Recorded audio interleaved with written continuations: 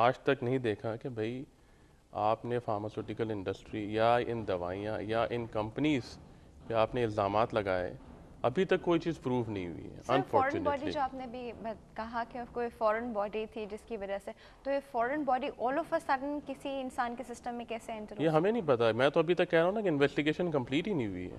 یہ ٹاپسی رپورٹ بھی ابھی جو کل آئی ہے وہ بھی کمپلیٹ نہیں ہے.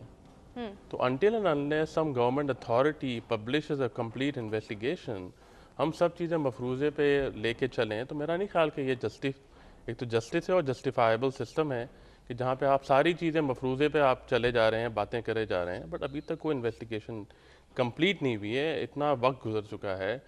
ہم صرف ان کے سی اوز کو اریسٹ کر کر کے اندر ڈال رہے ہیں. یہ تو دوسرا ہدا صاحب کا کہنا کہ negligence of factory staff, again دیکھیں نیگلیجنس تو کہیں پہ بھی ہو سکتی ہے نا.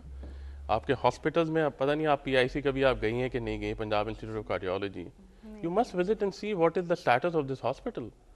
How many patients one doctor is seeing in a given time.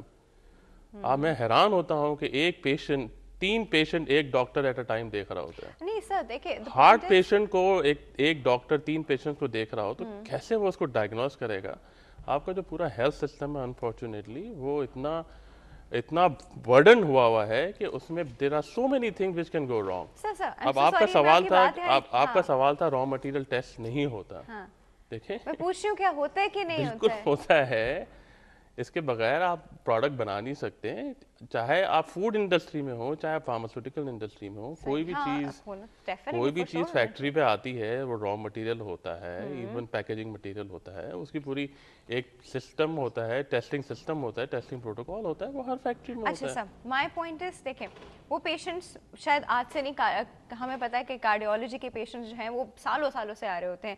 Doctor اسی طرح دیکھیں، یہ اپنی جگہ ایک ایشو ہے کہ ہاں ایک ڈاکٹر جو ہے 1 منٹ میں اس کو اتنے پیشنٹ دیکھنے ہیں تو اتنے. یہ ہمیشہ سے ایشو آ رہا ہے، ہمیشہ سے ان کو ویسی میڈیسنس ملتی ہیں، ہمیشہ سب کچھ نارمل ہے. کیا بات ہوئی ہے کہ اسی بار اسی میڈیسن کی وجہ سے ہی ہوا ہے؟ اگر اس طرح ایشو ہوتا کہ وہاں ڈاکٹر اس طرح ہوتے ہیں، اتنی جلدی وہ پیشنٹ کو ڈائگنوز کر رہے ہوتا ہے، یہ ہوتا تو ایشو تو ہمیشہ سے ہوتا نا سر. یہی تو کہہ رہا ہوں میڈم کہ ابھی تک انویسٹیگیشنز کمپلیٹ نہیں ہوئی ہیں آپ کی. آپ نے خود کہا کہ ایک ہی ہاسپٹل میں 6 کمپنیوں کی دوائیاں، کیسے پاسبل ہے؟ Let's investigate before we conclude anything. Why are we not letting the investigation to conclude? Why are you blaming any particular sector of even the pharmaceutical, even the medical community, even anything involved with the stakeholder? آپ کیوں blame کر رہے ہو ان کو؟ میرا issue یہ ہے. اچھا ہمارے پاس ایک کال ہے سر، اٹینڈ کرتے ہیں. السلام علیکم.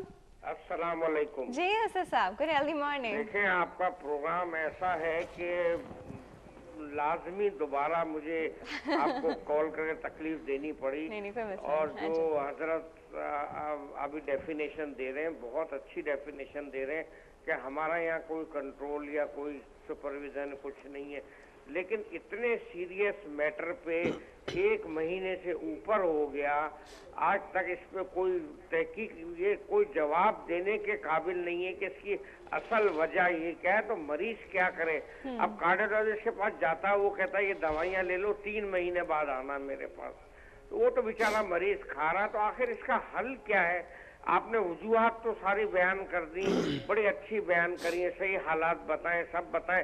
کیا ہمارا ملک اتنا دقیانوسی ہے، اتنا پیچھے ہے کہ 1 مہینے میں ہم صرف وجہ کو پوائنٹ آؤٹ نہیں کر سکتے کہ اس کی وجہ کیا ہے؟ اصل 100% یہ معلوم ہونا چاہیے. ہمارا حق ہے پیشنٹ کا کہ یہ ہم کو معلوم ہونا چاہیے. آخر کیوں نہیں ہو رہا؟ کون لوگ اس کے ذمہ دار ہیں اور آپ لوگ اس کے لیے کچھ کیوں نہیں کر رہے؟ تھینک یو سو مچ یوسف جو ہے وہ خود ایک کارڈیک پیشنٹ ہیں، تو اس وجہ سے ایگریشن آپ کو ان کی بات میں نظر آ رہا ہوگا. انفارچونیٹ سچویشن ہے اور I agree with this patient کے 1 مہینے سے اوپر ہو گیا. اور اسپیشلی جب یہ واقعہ جو ایک لائم لائٹ میں آیا، آلموسٹ میرا خیال اب دوسرا ہفتہ شروع ہو گیا.